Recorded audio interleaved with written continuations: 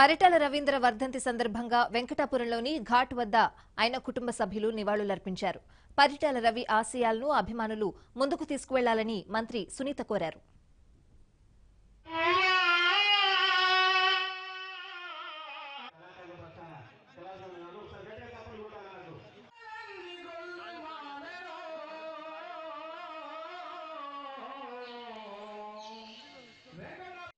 ఆశయం అంటే ఈ ప్రాంతం ప్రజలు చల్లగా ఉండాలా, ఈ ప్రాంతంలో ఒక పచ్చదనం ఏర్పాటు చేయాలా. పచ్చదనంగా ఉండాలంటే పేరూరు అప్పర్ పెన్నర్ ప్రాజెక్టు అది పూర్తి చేసి చెరువు డ్యామ్ నీళ్ళు వస్తే ఈ ప్రాంతంలో ఉండే ప్రజలందరూ ఆనందంగా ఉండాలనేది తన కళ.